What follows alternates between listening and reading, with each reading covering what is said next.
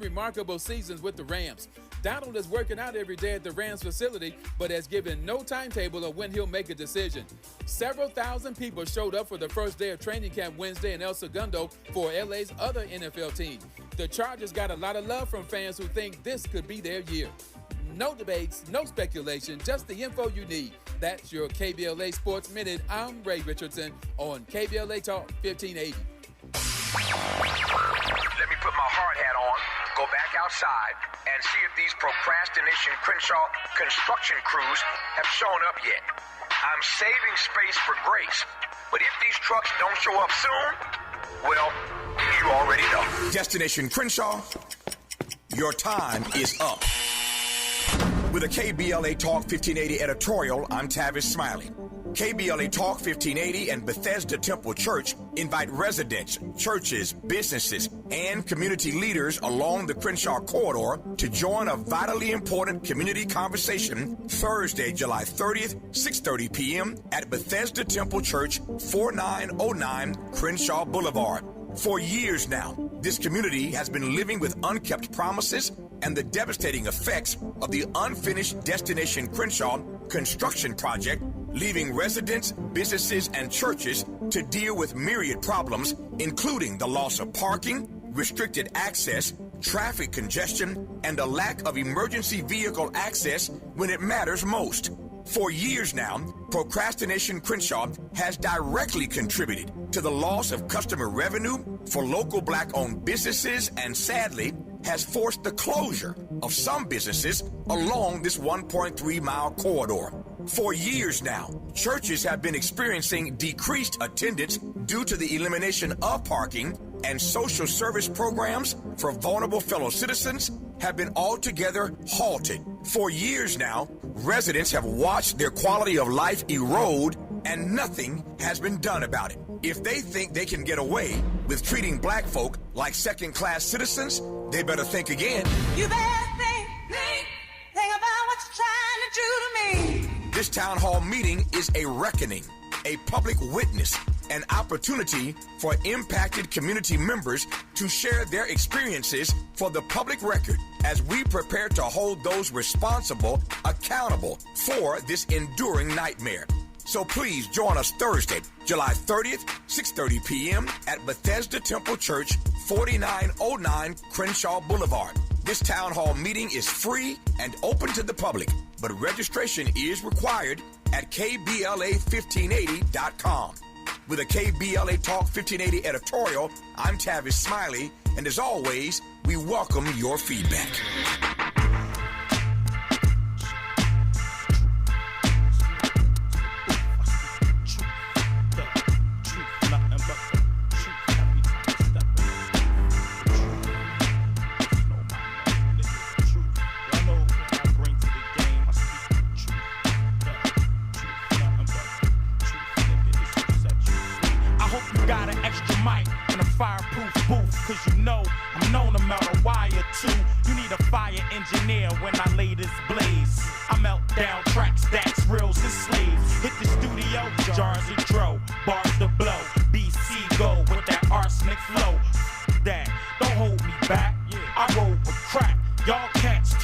KBLA Talk 1580. You're listening to First Thing First. I'm James Farr. I'm sitting in for Dominique DePrima this week, and guess what? I am speaking the truth. It's in y'all ears. It's even in your eyes if you're looking at my chest, right? I do speak the truth, right?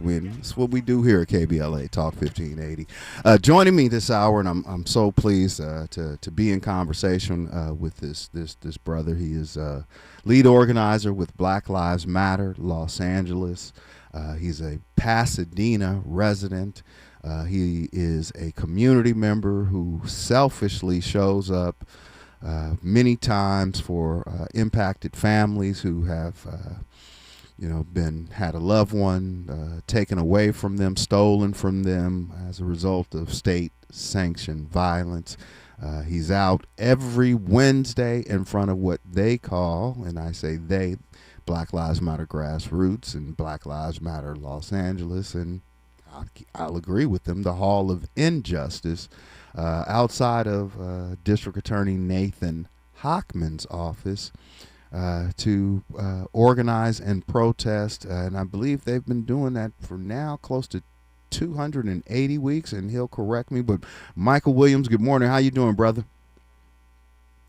Good morning. Good morning. How are you? Man, I am doing well, man. You know, it's you're in Pasadena, and I'm right here in Leimert, right on Crenshaw. And let me tell you something, brother. Already, I can feel the heat difference. It is cooler in L.A. than it is out our way, out your way, where you're at right now, man. So, how's the family doing? How's mom doing? How's dad doing? Everybody's good. Everybody's, okay. Yeah, like you said, it's it gets like 70 degrees by the time it hits like 9 o'clock. So right, it's pretty hot out here. Right. And just to check in with you real quick, Michael, before we get into some of the other things, I know you and your family were impacted by the fire, and we spent the whole last hour talking about everything. How is everything with you and the family right now? It's good. Mm-hmm. And like you were saying before, we're starting to see slow progress. Of course, we would love to see more progress and easier progress. I think is the best thing. We'd like to see more help and an easier way of people rebuilding and reestablishing the community. But my family's been okay since the fires. Just dealing with the aftermath of living here and just seeing, hearing every day, almost like, not every day, but like fairly often I'll run into someone, I'll be talking to them, and they'll be like, yeah, my house was burned down in the fires. Mm-hmm. And that's a constant thing living up here that you hear, Mm-hmm. Like it just like, and people are, I had a community guest on my program a few weeks ago, and you get to talking in between the commercials, and he really centered that, as you kind of move into this new normal, right, and then the people around you in work or different environments and stuff, they're quick to say, oh, you're not back home yet? And it's so important, which is why we've been so on mission here at the station to make sure that you understand, right, that it's not a light switch, right? I laughed, Michael, when you said easy, right? Now, if anybody I know knows that getting government to do anything is anything but easy. So you give me some hope that if Michael Williams thinks that doing anything with government can be easier, brother, we all have hope. Right. And I think, and I think, even when we're talking about Nathan Hoffman, it's like, we know that the process is the process, and that, these systems have not been built to actually help us. They've been built to keep us in order, keep us restrained. And so, like, as much as we can make these systems work for us, that's the hope, right? Like, that's the hope until we can create better systems that actually function in a way that are advantageous to the average day person. We just want to make sure that if there is a way that it can benefit people, it does. Sure. Well, we've seen system work, right? And before we move this conversation forward, we've seen systems work, and I'm taking the space again to remember someone that I know you loved and respected, someone that I know you were in community with, and someone that I grew to love and respect and be in community with, that we lost in May of this year. And I'm speaking about Andrew Joseph Jr. And I refuse to allow, as long as I have breath and agency, his name and his work to be forgotten. And so just can you reflect, Michael, on who Andrew Joseph Jr. is and was and what he meant to you?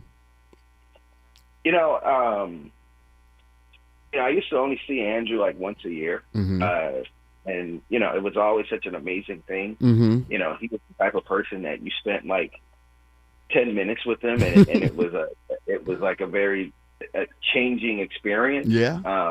Because of just how powerful he was.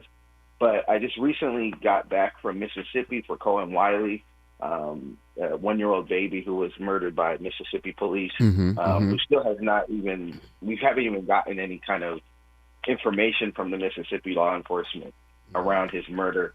I went as a representative of Black Lives Matter Los Angeles and Black Lives Matter Grassroots with Bob Keeley, and for the first time, I really started to miss Brother Andrew. And that sounds crazy because he's passed away for a couple of months since then. But usually I wouldn't see him but I knew, I was like, Brother Andrew would have been here. Brother Power up. Power up. Break down. Leading the chant. Yeah. Leading the march, giving his words, giving his wisdom, and I really missed that when I went to Mississippi. I met so many other beautiful people, and we rolled deep. Black Lives Matter Grassroots rolls deep. We have so many powerful and impactful people, but I had to say I really miss Brother Andrew and just how important he is to, families and the rapid response team that we have, and just how he played such a huge role in humanizing families, who have been affected by state-sanctioned violence. He brought such a human face to it and really let people know how it is, what it is to experience that type of loss. It's a type of loss that, I don't want to diminish anyone else's loss, but it's a different type of loss. It is. Than just if your family member was murdered or whatever. It's a different experience that not a lot of people can have relationship with. And so, definitely was missing Brother Andrew while I was in Mississippi. Definitely it was a shock. And still, I don't know, it still hasn't really hit home. It still hasn't hit home that he's gone. But, and it may have something to do with because they never leave us, right? They're here in the physical, and I think about his wife Deanna, beautiful cousin Deanna, right, and daughter Deja, cousin Deja, right. And so you see them, and you feel Andrew's spirit. And I'm gonna move us forward, Michael. We got to get to this conversation about Nathan Hochman. I will catch up with you about what's happening in Mississippi at the bottom of the hour. But we'll when we come forward, we'll talk about Nathan Hochman, District Attorney Nathan Hochman. But I'll put a pin in the Andrew Joseph story. I was with him and Mike Brown Sr. And it hit me that both of these men's sons were gone. That was obvious. That's why we were together, right? But it hit me in saying their own name that they are saying the name of their sons. And that's just not the order that God intended. Stay with us. Only on KBLA Talk 1580. We got a lot to talk about. She's reclaiming her time on KBLA Talk 1580. More First Things First with Dominic DePrima when we come forward. Ooh-wee, Fridays just got better. What's up? I'm Amanda Seals, and this is your invitation to come and sit with me. Yes, get seated as I do my thing on KBLA Talk 1580. We're talking noon to 2 p.m., then back again 4 to 6 p.m. Same day, same station. Bring your opinions, because you know I'm going to have mine. Bring your questions, because you know I got answers. And bring yourself, because, baby, we want you to be authentic at all times. Fridays on KBLA Talk 1580. I'll be waiting. Join me.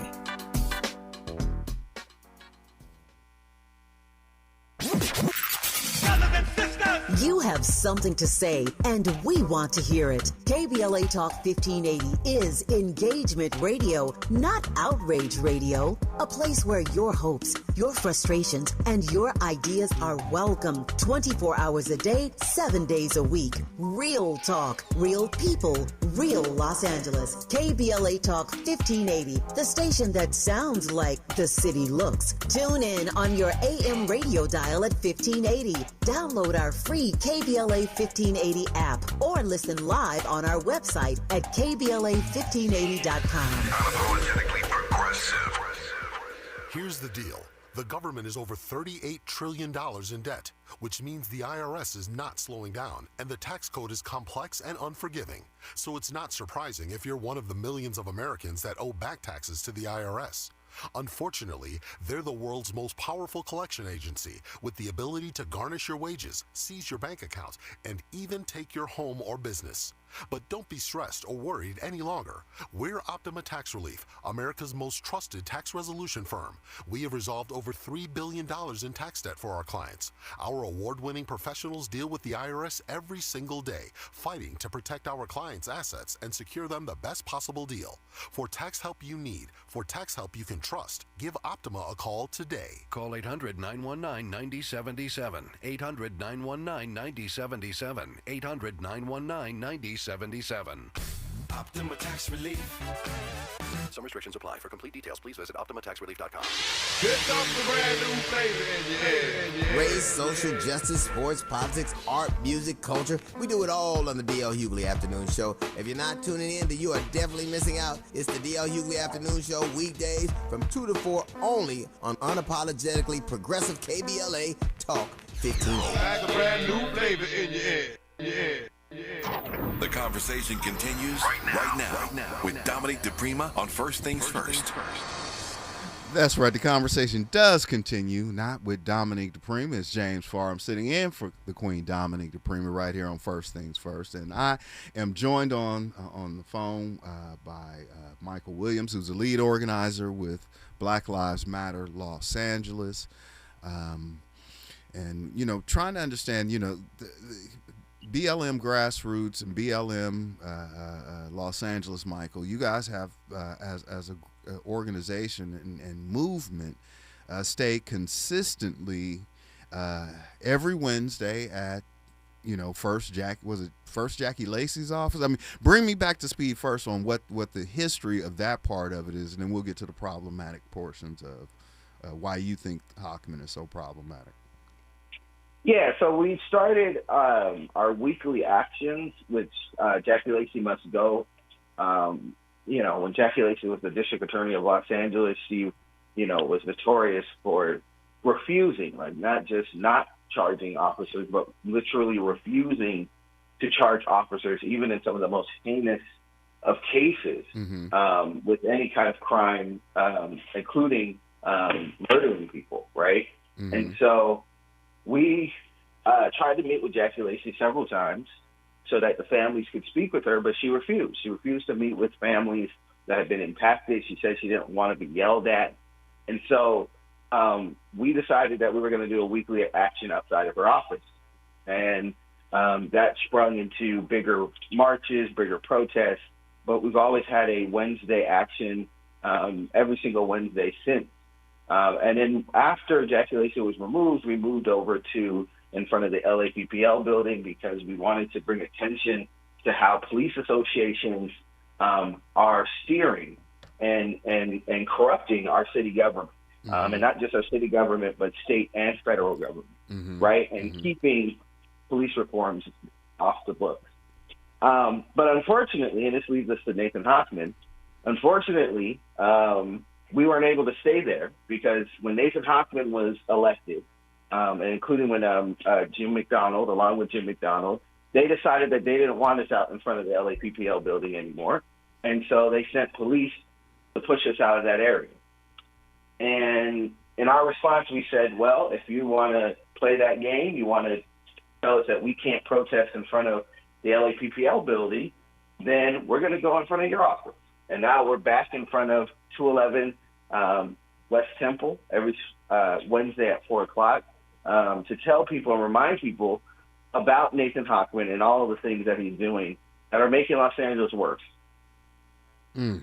How did you guys know that you could no longer, and you folks, the police association commonly is referred to as the union, right? So just so y'all have that data point, reference point. How did you guys know that you were no longer, and I don't know if it was allowed or kind of tolerated, right? Maybe that's the better way of framing, because there were no permits to demonstrate, right? It was kind of this thing that just happened. How did you know that you had to, the group was no longer welcome?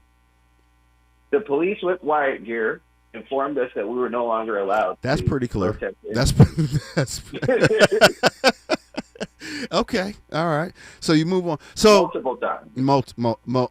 Multiple times. But Hochman, I heard him on this station. I heard him on many other stations, and in the media, that he vowed to be tough on crime. He said that he would be prosecuting police. I was there at his inaugural installation, whatever they call it, right? And so I'm well aware of the perimeter and the disinvitation to the public as they kind of gated off in metal fences, and when folks are there to just exercise their First Amendment right and protest, they. Pastor Q was assaulted. Jason was assaulted, and detained, and with his child. So all that to say, now, why you want to say what else is more problematic, Michael? Well, I mean, what you just pointed out, just alone, is why we knew what Nathan Hochman was about before he got in. Like you said, he pushed.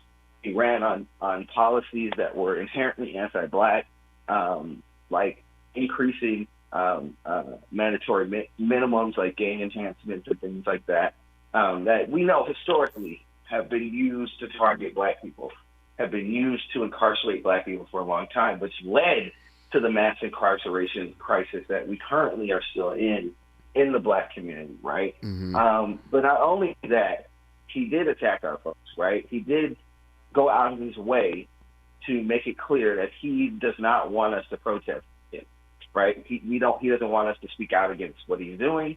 He has done all the things that we just listed. He has done a myriad of things to try to stifle our ability to speak out about what he's doing.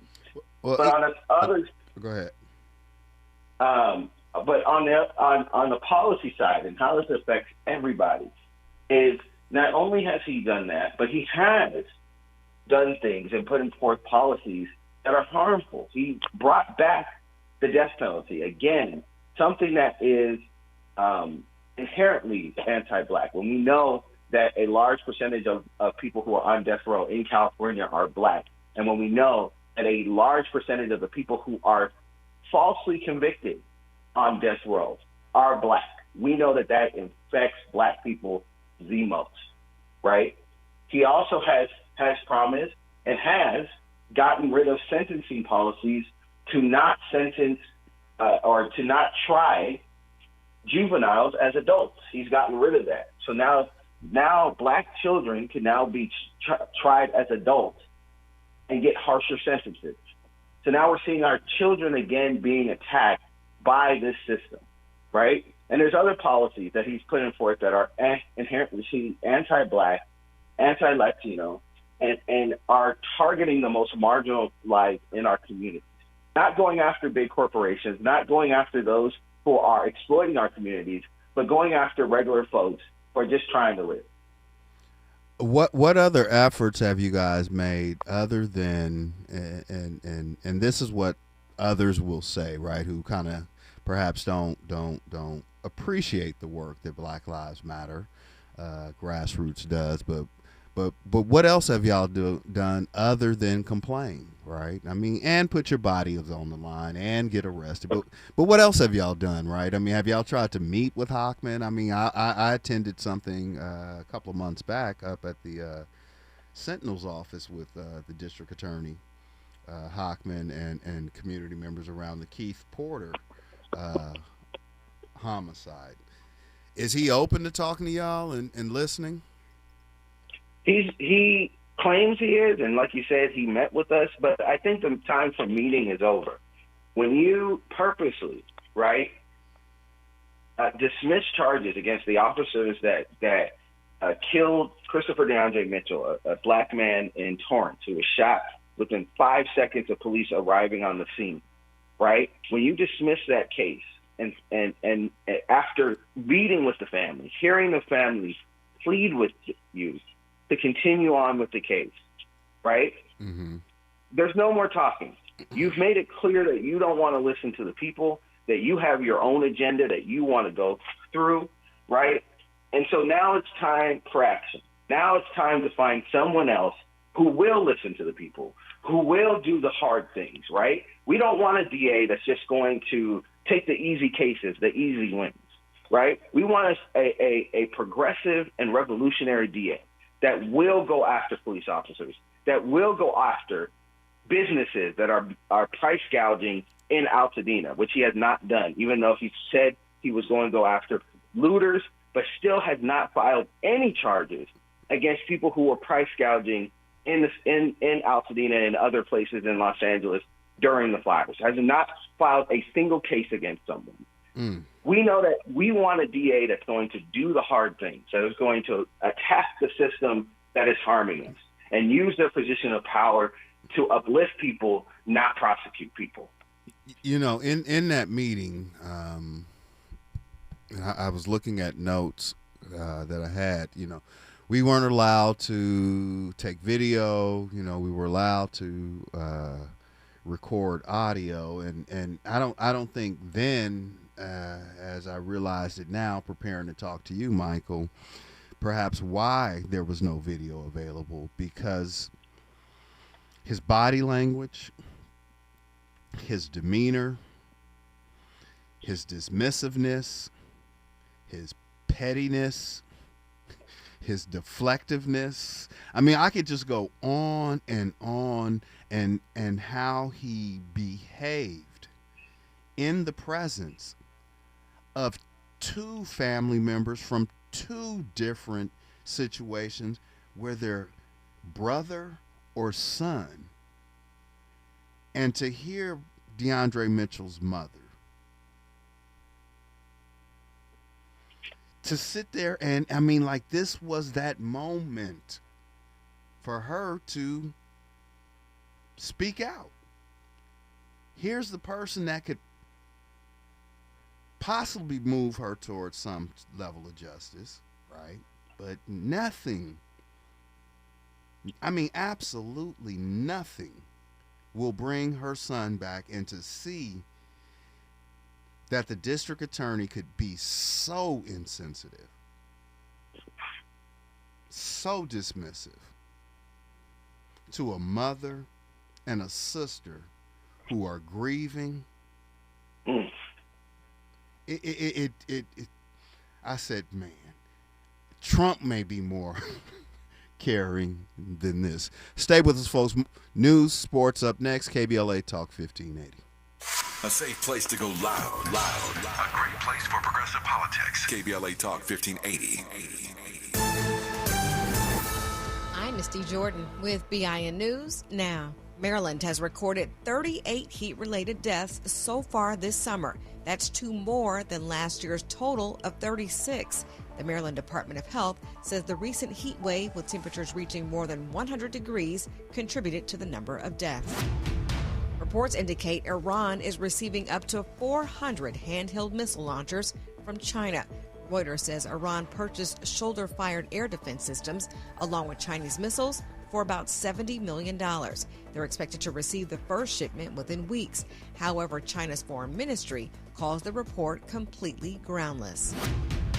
And R&B singer Ciara announced she's giving $50,000 to 10 different groups that play important roles in the development of youth. Get BIN News now on demand 24/7 on the iHeartRadio app. The Crohn's and Colitis Foundation has been at the forefront of inflammatory bowel disease research and care for over 50 years. Learn more about research, education, and support at Crohn'sColitisFoundation.org. This is the KBLA Sports Minute with Ray Richardson. The Dodgers snapped a 4-game losing streak at home with a 4-2 win over Seattle Wednesday night. First win at home for the Dodgers since July 8th against Colorado.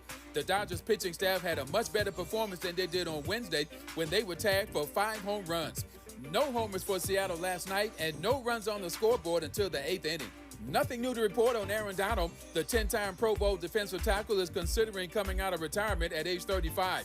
Donald retired in 2024 after 10 remarkable seasons with the Rams. Donald is working out every day at the Rams facility, but has given no timetable of when he'll make a decision.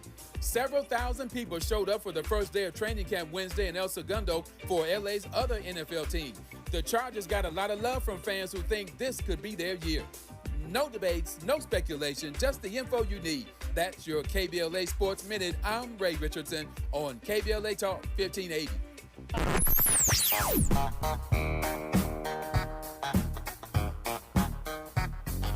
This is KBLA Talk 1580. Talk radio that's music to your ears.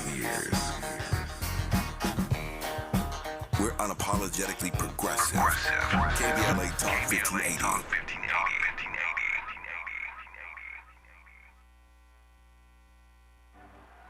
It's game day. Are your moderate to severe Crohn's disease or ulcerative colitis symptoms keeping you from the action? Skyrizi, risankizumab Riza, could help you get back to the game. Skyrizi is proven to help people feel significant symptom relief, achieve remission, and visibly improve damage of the intestinal lining. Skyrizi is a prescription injection medicine for adults. Don't use if allergic to Skyrizi. Serious allergic reactions, increased infections, or lower ability to fight them may occur. Before treatment, get checked for infections and tuberculosis. Tell your doctor about any flu-like symptoms or vaccines. Liver problems leading to hospitalization may occur when treated for Crohn's or ulcerative colitis. Ask your doctor about Skyrizi, the #1 prescribed biologic in Crohn's and ulcerative colitis combined. Learn more at skyrizi.com or 1-866-SKYRIZI. This November, you'll decide who leads California. So shouldn't you hear directly from the people asking for your vote? Join us for California Voices, a political town hall and ballot forum, Saturday, October 3rd, 2026. Meet candidates running for governor, lieutenant governor, attorney general, and other major statewide and local offices, including Mayor of Los Angeles, city attorney, and LA County Sheriff. Get clear, nonpartisan breakdowns of the propositions on your November ballot, both sides, no spin. And ask your questions directly, in real conversation, face to face. California Voices is brought to you by KBLA Talk 1580 and the Empowerment Congress, giving you the information you need before you vote. Mark your calendar, Saturday, October 3rd, 2026, California Voices. Follow KBLA 1580 for details and download the KBLA 1580 app. Your vote, your voice. Be there. Let's do this. When the political stakes are this high, you need a source you can trust. KBLA Talk 1580. Los Angeles is home for politics all the way to November. Stay informed. Stay ahead. This is America.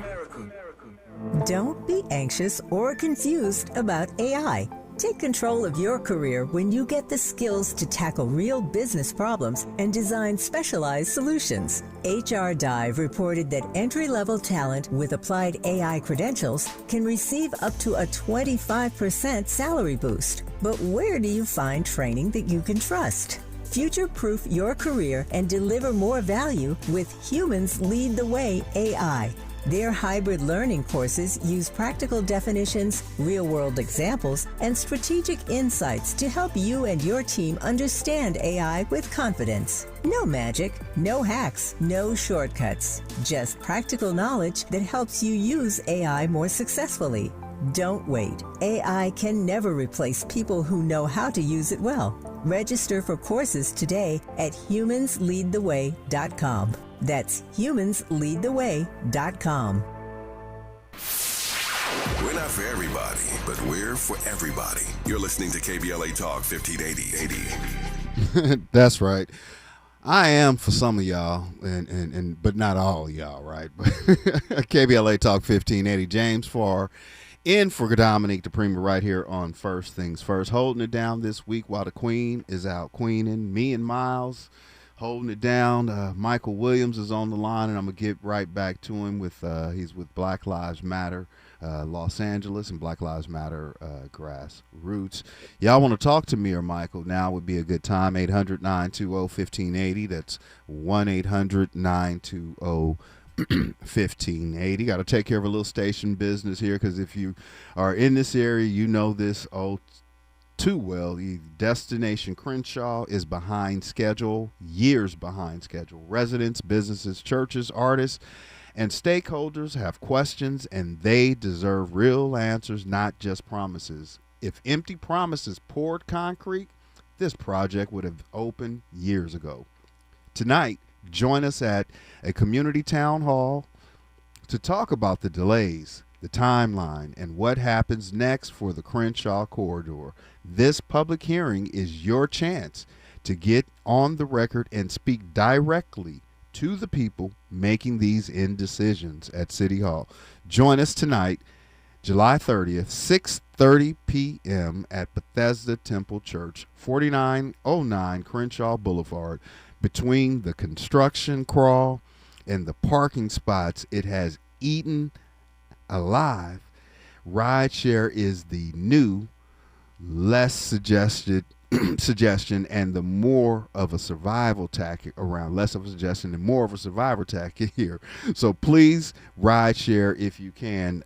Now, if you do decide to drive, there is parking at the Chase Bank on the southwest corner of Crenshaw and Vernon, and the Bethesda Temple Church will provide shuttle service. If you cannot join us in person tonight, this public hearing will be broadcast live right here on radio and streamed online at KBLA1580.com. You can use your app as well. Our town hall warm-up is hosted by our very own Dr. Nicordelai Corte. That starts at 6 p.m. Tavis Smiley will moderate this discussion in town hall at 6 p.m. Don't miss it. Your culture, your community, your voice. I'll be there. I want to see you there. This is a whole lot of just unsightly things, and it's been too long, 5 years. But Michael Williams is joining us in this conversation. Michael, we were talking about your favorite district attorney, Nathan Hochman, and I think you were just about to finish complimenting Mr. Hochman, but what's the solution, Michael? I mean, he was elected in 24, right? And so he has another 2 years in office. Where are we at with this? Michael? Okay. Can you hear me? Yes, we got you. One of the big things is that, I know Bob Akili talked about this yesterday or a couple of days before, but we need folks to engage with him about Keith Porter Jr., right? As I said before, we know that these systems don't work for us, and we know for sure Nathan Hochman is definitely not for the people and does not want to hold law enforcement accountable. But while he's in office, we have to do our due diligence and push him to file charges against Brian Palacios, the ICE agent who killed Keith Porter Jr., right? And we see him, right? What frustrates me a lot about this is that we see how he is grandstanding around this case around the singer David, right? And basically patting himself on the back for how tough he's been on this case and how thorough he did the investigation and all these other things. But he won't do that for Christopher DeAndre Mitchell. He won't do that for Keith Porter Jr. He won't do that when it comes to officers who kill black folks, right? Law enforcement that kills black folks. So the same way folks were holding LAPD and the city of Los Angeles to the fire around this case with David, we need folks to do the same thing with Nathan Hochman. and tell him that he is definitely not getting another term if he does not file charges against Brian Palacios. But also, we need folks to talk about this. We need folks to start bringing awareness to what Nathan Hochman is doing, right? Because like you said, we know we have 2 more years of him in office, but we don't need 4 more, right? We don't need 4 more added. We need him out. And we need to make sure that folks are aware, that they know what Nathan Hochman is doing. A lot of the times in the city of Los Angeles, we don't pay attention to the district attorney because we don't think the district attorney has that much power. We think, well, that's just the guy that prosecutes crime. But we don't understand how powerful that position is and how our criminal system operates, right? Which cases get filed, how long people go to jail.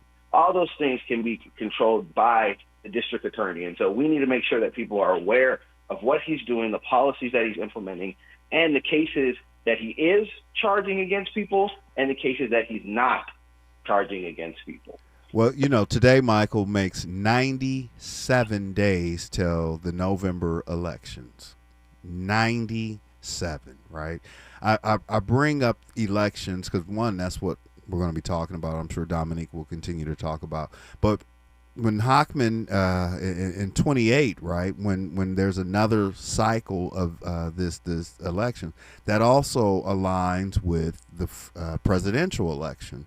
And so the down ballot, right, is what people talk about. You know, we don't know who the candidates will be at the presidential level, right? But it's safe to assume that Hochman will seek another term in office unless you, others, me, us, we, you know, if this is not what we want, then, you know, we have to mobilize. Activists have to stay engaged. And like you're saying, Michael, people need to talk about it because, you know, yeah, he I don't think he misses a photo opportunity or opportunities to walk down Crenshaw Boulevard with his dogs, right? He is there for the camera. I want to, Michael, move us forward a little bit, but you were in Mississippi, right, recently. You said you had just gotten back.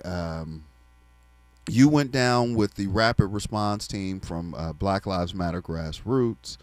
Bob Keeley, as you mentioned, was there with you, and you guys were there in support of the homicide of 1-year-old.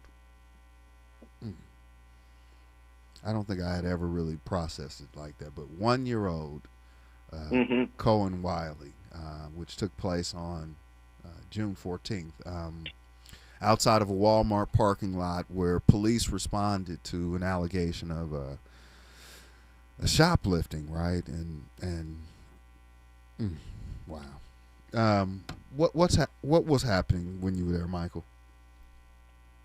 You know, it was a very mixed trip because, of course, you know, while we're there, nobody wants to be in Mississippi protesting and trying to bring awareness to a 1-year-old child who was murdered by the police. Like, that's not on anybody's life bingo card. That's not on anybody's bucket list. Nobody wants to be doing that, right?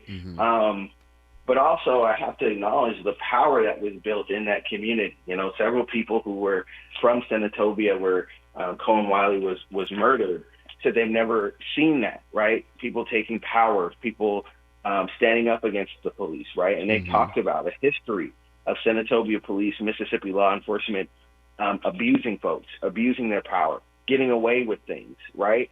And I saw a lot of hope in people. You know, I saw a lot of hope in people that there is an ability for folks to rally around this case and actually start holding the Mississippi law enforcement accountable. And even with, you know, this case with Nolan Wells, and we see how people have rallied around that, you know, we're seeing that Mississippi law enforcement is finally being taken to task for decades.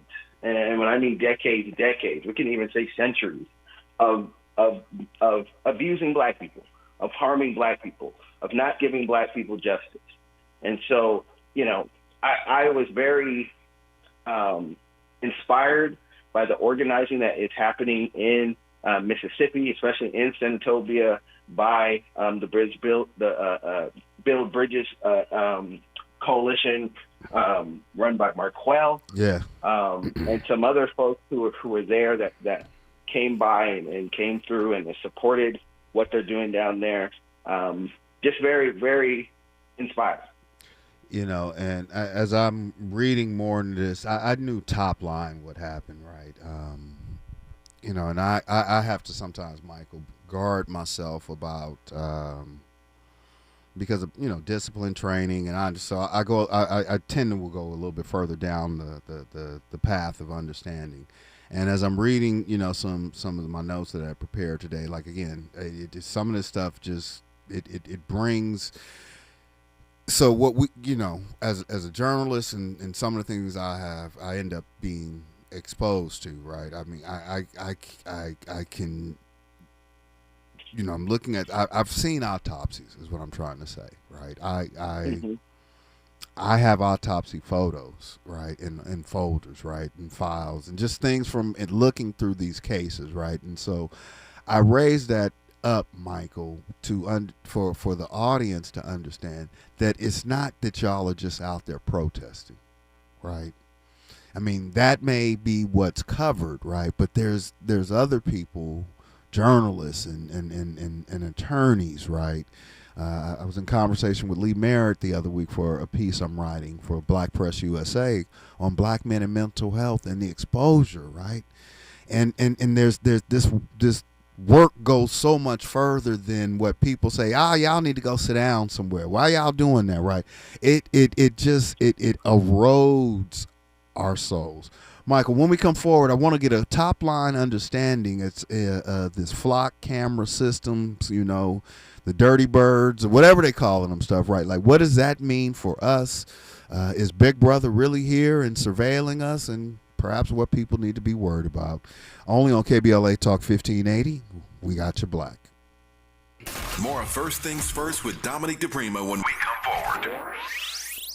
This is a special alert to all Americans who own a vehicle with less than 200,000 miles with an auto warranty about to expire or with no warranty coverage at all. Due to a decline in the economy, CarShield is announcing a low-cost month-to-month vehicle protection plan that is now available to the public to save any driver out-of-pocket expenses on future auto repairs. Call now to find out how you can pay almost nothing for covered auto repairs. Yes, you heard that correctly. Pay almost nothing for covered auto repairs. An open phone line has been established for all drivers to call for a free quick quote. Call 800-478-6430 now. Drivers who are covered will not have to pay for covered repairs again. This protection plan is at an all-time low. Additionally, drivers who activate this vehicle protection today will also receive free roadside assistance, free towing, and car rental options at no additional cost. Call us for your free quick quote today. 800-478-6430. That's 800-478-6430. What do you have to lose? Call 800-478-6430. Again, 800-478-6430. In a world full of noise, one station keeps it real. KBLA Talk 1580, where the conversation goes deeper, the voices sound like yours, and the issues that matter most to our community take center stage. Progressive, powerful, unapologetically us. Whether you're driving through the city or tuning in from your home or office, join the public square. KBLA Talk 1580, your home for talk that enlightens, encourages, and empowers. Listen live on our free KBLA 1580 app, on our website at KBLA1580.com, or on your radio dial at 1580 AM. Unapologetically progressive. Hear that? That's the sound of your life. Perfectly imperfect. Beating in rhythm to the world you've created. But every time you drive after drinking, the music gets drowned out. Your life sounds pretty great. Don't let a buzz ruin it. Buzz driving is drunk driving. Don't drive buzzed. A message from NHTSA and the Ad Council. You deserve a treat. A $10 bill credit treat. If you get an LADWP paper bill but go online to pay it, stop! Break up with your mailbox. It's time to go paperless. With paperless billing, bill reminders come straight to your inbox. You can access 7 years of past bills in your online account, and you don't have to deal with paper clutter piling up. It's a win for you, your time, and the environment. $10 bill credit for new LADWP paperless billing signups. LADWP.com/paperless. KBLA Talk 1580. We've got a lot to talk about. KBLA Talk 1580, connecting you with services and solutions. These are hard times for housing in America. Too many in our community face barriers to safe housing, behavioral health care, and affirming spaces for healing, particularly those impacted by poverty and stigma or incarceration. Rooted in South LA, Ahmad supports impacted communities through housing, wellness, and leadership development. Ahmad provides culturally responsive, peer-led support from transitional housing and mental health services to leadership development and youth empowerment. They offer safe, affirming houses for youth, transgender women, and formerly incarcerated individuals. Therapy and peer support with a focus on healing trauma in Black communities. HIV prevention and care, free testing, education, and wraparound services for whole person wellness. Standing in the gap with health, housing, and hope. Reach out to Ahmad Institute at 323-569-1610. That's 323-569-1610. Or visit amaad.org. This is a community call to action from KBLA Talk 1580. This is KBLA Talk 1580, where everybody is somebody and nobody is a stranger. You belong here.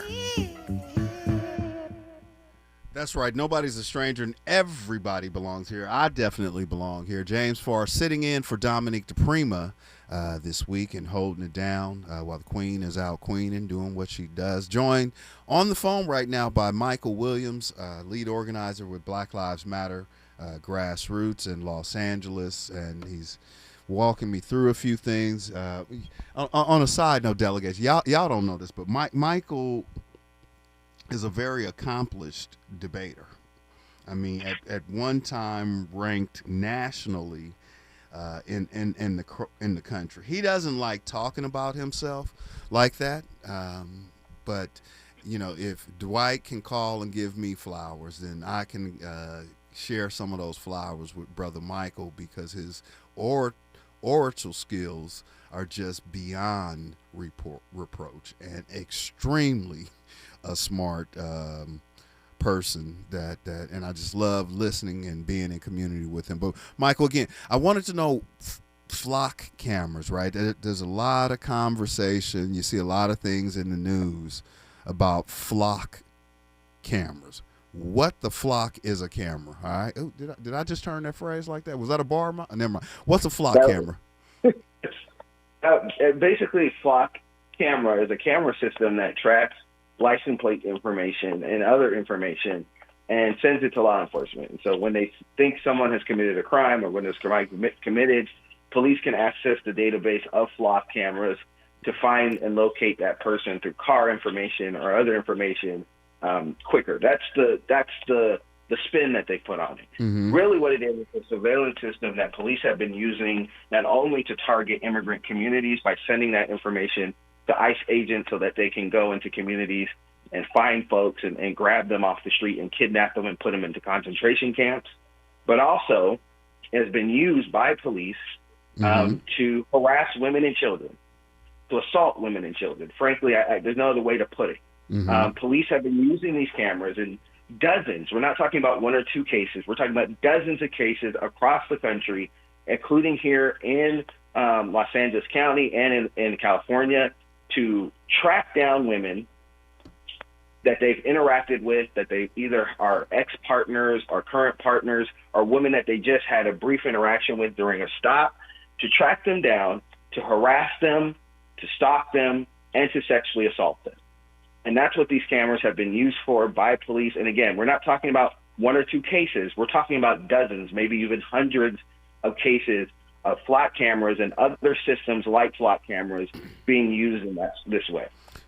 Wait a minute. So it's already illegal for police to access their database if they do not have a investigatory reason, right? I mean, the police are not, Officer Willie ain't supposed to be able to just go in the computer and pull up anybody's arbitrary name because they want to, right?